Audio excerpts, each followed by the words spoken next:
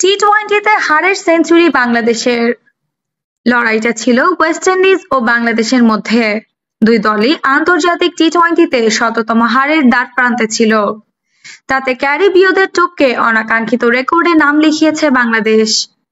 হিউস্টনে যুক্তরাষ্ট্রের বিপক্ষে সিরিজের দ্বিতীয় টি-টোয়েন্টি ম্যাচে শততম হারের স্বাদ পেয়েছে বাংলাদেশ। জিম্বাবুয়ের বিপক্ষে সিরিজের শেষ ম্যাচ হারের আগেও বাংলাদেশ সবচেয়ে বেশি ম্যাচে হারের তালিকায় ওয়েস্ট ইন্ডিজের চেয়ে পিছিয়ে ছিল। টানা 2 হারে ওয়েস্ট ইন্ডিজকে টপকে গেল। বিশ্ব ওভারের ক্রিকেটে 168টি ম্যাচ খেলে 100টিতে হারা বাংলাদেশের 4টি ম্যাচ হয়েছে পরিত্যক্ত।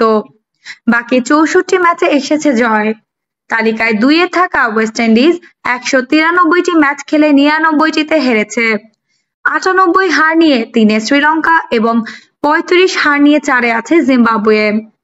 90টি ম্যাচ হেরেছে 5-এ থাকা নিউজিল্যান্ড। মোট ম্যাচের 59.52% হেরেছে বাংলাদেশ। কমপক্ষে 100 ম্যাচ খেলা দলগুলোর মধ্যে যেটি দ্বিতীয় সর্বোচ্চ। সবার উপরে জিম্বাবুয়ে। নিজেদের মোট ম্যাচের 65.51% ম্যাচই হেরেছে তারা।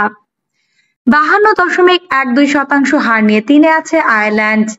শ্রীলঙ্কার হারের হার 51.85%। 51.29% হার ওয়েস্ট ইন্ডিজের। আফসানা নওরিন, বাংলা স্পোর্টস।